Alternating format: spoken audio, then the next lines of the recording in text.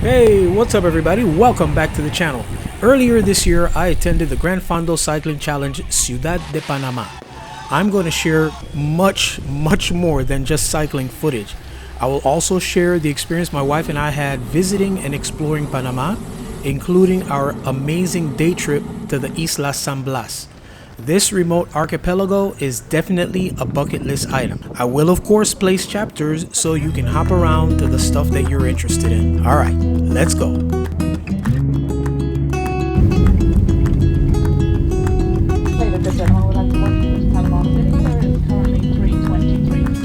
It was warm in Miami at 80 degrees when we departed. It's hot as heck in Panama at 90 degrees. I'm gonna see how Betty does with this dry heat, because Betty don't know about Isthmus heat. She tropical. When you travel with your bike, you end up doing a weight of shame. Hey baby, miss you. Panama is about a 3-hour flight from Miami via direct flight. Getting through customs was a breeze. From the airport, we opted for a private taxi into the city, which was about $35 for us, and the bike box. Thanks to the recent highway known as El Corredor, even in rush hour, this was about a half-hour drive. Of course, we hit a little bit of traffic, or tranque, once we got on the surface streets. We checked into Hotel El Panama, which was the event's host hotel. Conveniently, the expo would be held here. We opted for a villa room, which is about $108 nightly. This included an amazing breakfast buffet. More on that later. We were up at the crack of dawn, literally, to make our excursion to San Blas Island. The trip included a 2-hour drive into the sovereign indigenous territory and about a 1-hour speed boat ride from their beachhead. This trip afforded an opportunity to enjoy the beautiful, unmolested beauty of Panama's interior.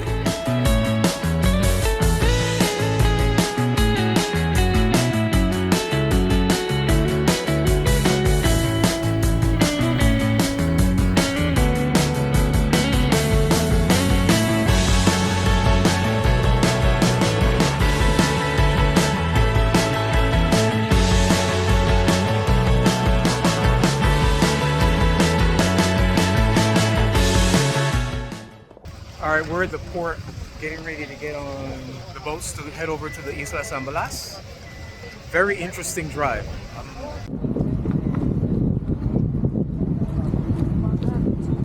A lot of tourists out here.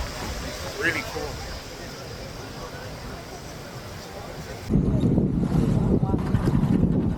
We got light vest, so I'm gonna...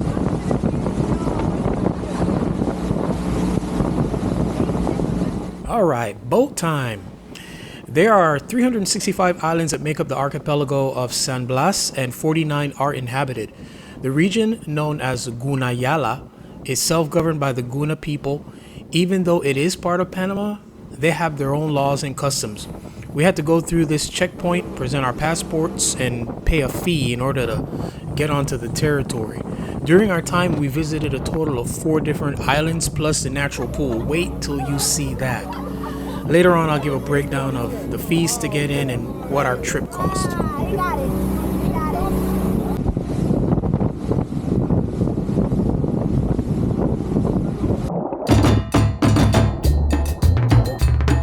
We spent a bit over an hour at this first island. It made a great first impression. It was really the perfect amount of time for us to look around, explore a bit, and go for a quick dip. And really just appreciate the natural beauty that was all around us. The water, though, while having a high level of buoyancy, was still quite amazing.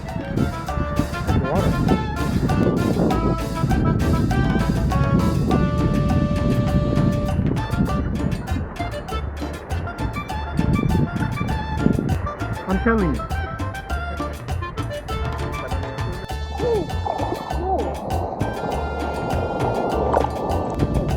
I didn't want that.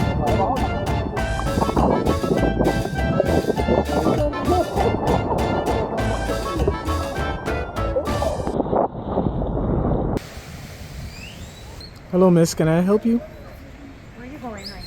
I'm going where you going. Okay, well, let's go. Follow me.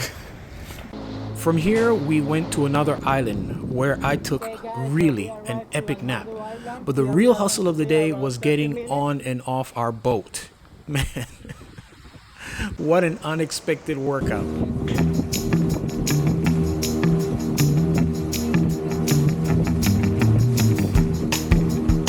So now we're at something called the natural pool. It's like up to my knees. Kind of cool.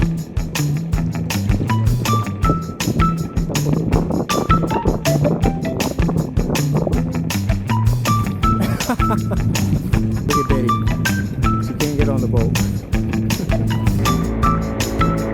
Here at the fourth and final island, we enjoyed our day meal. It was quite tasty. Betty had the fish and I had the chicken. Both were delicioso. This island is where many of the multi-day travelers stay. They have bungalows that simply offer like the basic amenities. There isn't cell phone service, but I believe internet can be arranged. But you know, why would you? The big draw to me in doing this is the ability to completely disconnect for a few days. So we're getting ready to head back. We're done island hopping and stuff. We'll let you know later on what we think about the whole experience.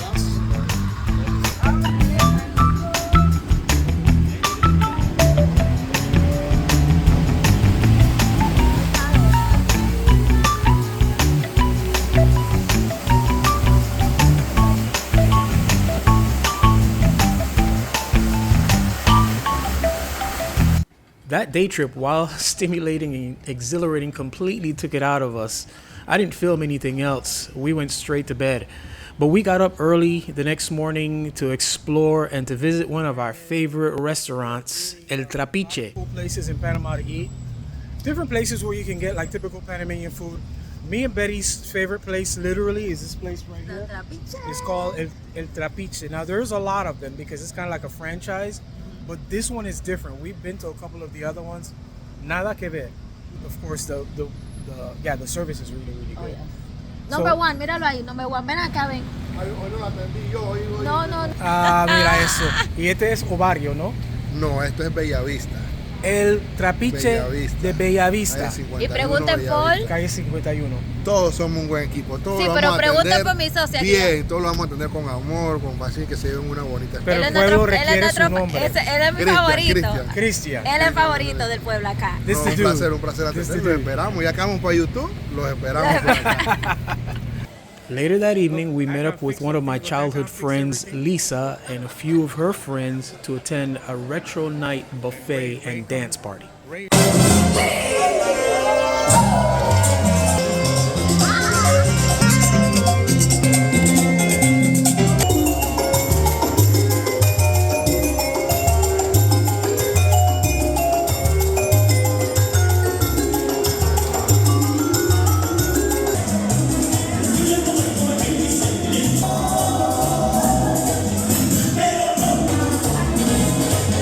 Another late night, but fun was definitely had. The very next morning, well, actually, cycling begins at this point of the video. So we got up for breakfast and I had to find a hardware store. Turns out TSA knocked my front derailleur out of place, so I needed to do a bit of wrenching, and then right after that we'd be attending the event expo. Gracias. Expos are always a great place to look around and even try to make new connections. Most cyclists I have found are a bit nervous before an event like this. There's usually a concern about the pace, the distance, the other cyclists who are around you who you may or may not know. So we have a tendency to bond over that. There was also a looming conversation about a heat wave, so the admonition to hydrate was forceful and frequent. I found a group from South Florida that's here, and we're going to be leaving from the hotel to ride out to the event together.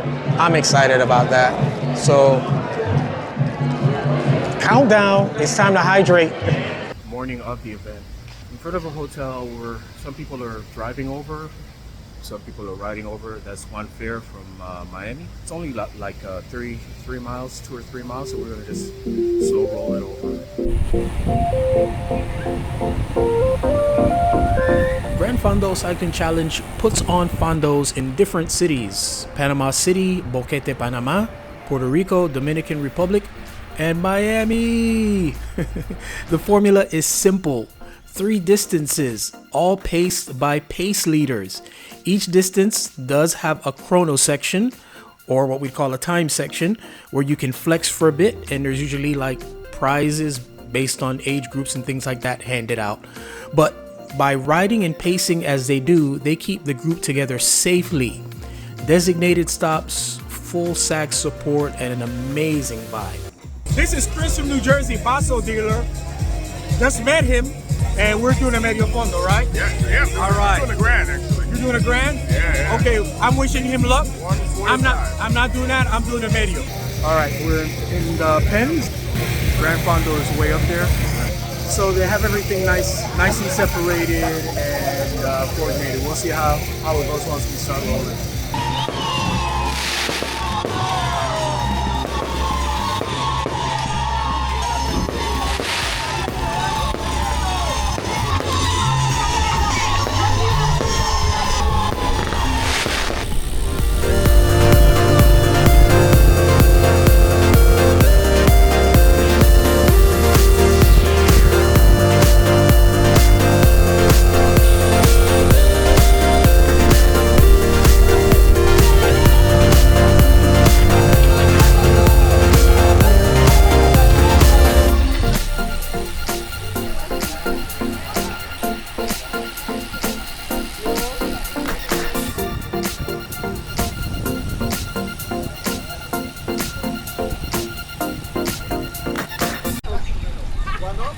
The ride kicks off from Amador Causeway, specifically El Paseo de las Banderas.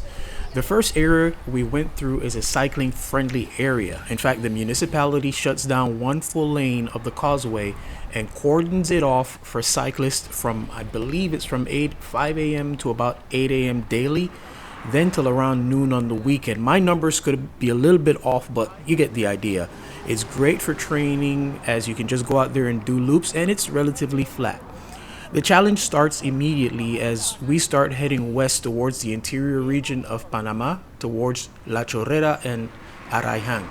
This is the crossing of the canal Via de Puente de las Americas, or as it was formerly known, the Thatcher Ferry Bridge. Nothing crazy, I believe it tops out at about 5 or 6%, but it is definitely an iconic crossing.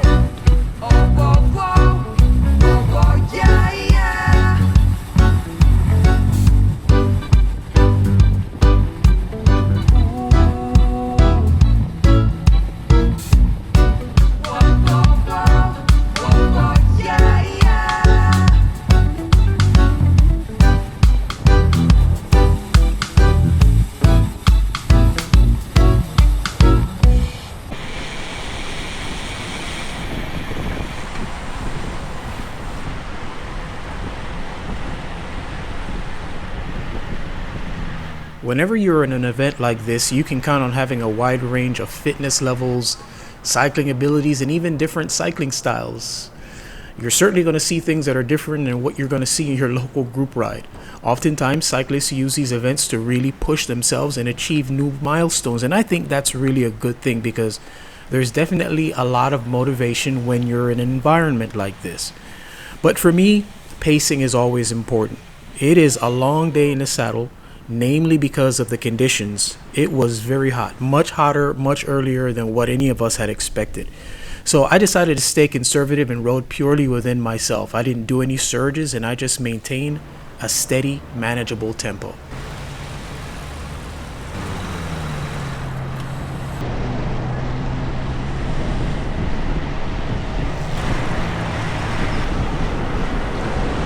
After about 20 miles, we were pulling into the first rest stop, well stocked with hydration, nutrition, and lots of helpful volunteers.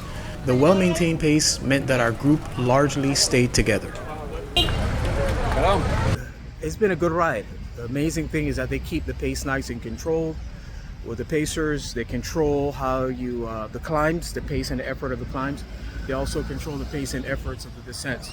So overall, sweet. The Grupo Piccolo has grown a lot, and I'll tell you why. There's like a heat wave coming through today. We're supposed to feel it a little bit later in the day. It obviously came a lot earlier in the day, and it's really affected, like with me, I can only speak for myself. It's really affected my energy levels. I was climbing fine, the legs felt fine. So I'm like, why chance it? I'd rather do a shorter distance, ride smart, ride strong, and really enjoy myself than to be out there chewing on my handlebars. I'm just gonna take the L and live to fight another day. So we'll see how the Grupo Piccolo goes. In adventures, we all have that small inner voice. Sometimes we tell it to shut it. Other times we comply with the warnings. The decision to switch to the Piccolo was a crucial one for me, and you'll see why shortly. The ride started with this gradual descent, and we had a lot of Medio Fondo riders now in with the Piccolo. As we came off this descent and began to climb again, disaster is about to strike.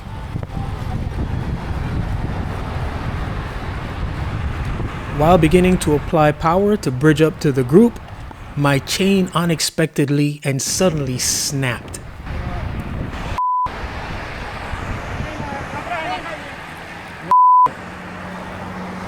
Mechanicals happen, I know this, it's all part of the sport. But let's face it, some mechanicals are more mechanical than others, and while replacing a chain is quite simple, the complexities of compatibilities makes it less so.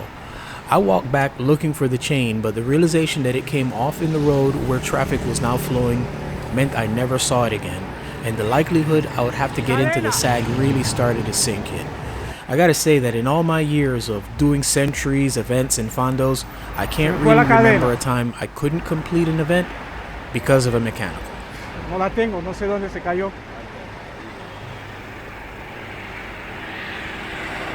Se terminó el ride. Big shout out to the SAG guys and the organization. Nice to know that in a foreign country you aren't fending for yourself.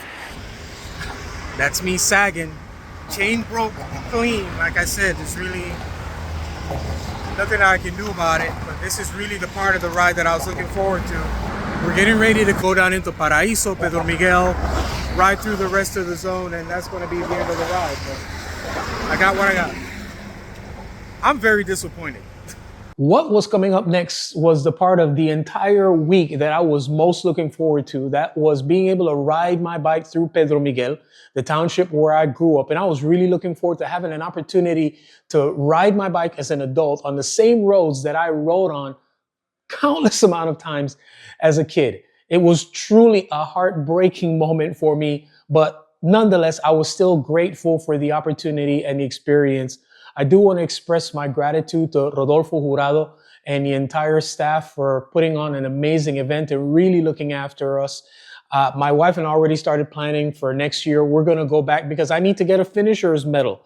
That's one of the things that, I've never not finished a fondo. So we've got to tick that one off of the bucket list.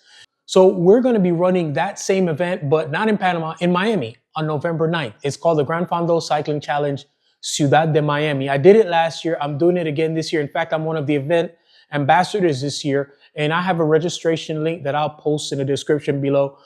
November is when we're really starting to get into the sweet spot of our weather, and that is a fantastic time for you to come down with your bike and enjoy all of the cultural aspects of Miami. It is going to be lit. You definitely do not want to miss that one. So make sure you check out the website and start planning to be down here with us November 9th. My wife and I spent the rest of the time exploring, enjoying the amenities of the hotel and enjoying Panama's food culture. We really had a good time doing that. But it was just, every time I go back home, I have a blast. So it was despite the disappointment of not being able to finish the event, we had a fantastic time. All right, so that's where I'm going to leave it. I appreciate you guys indulging by watching this entire epic video. It was really like a labor of love for me to be able to do this, and I appreciate you guys taking the time to watch it and to continue to support the channel the way how you guys have been with your subscriptions, your comments, and your likes. All right, guys, as always, our aim here is to inform, instruct, inspire. Be blessed.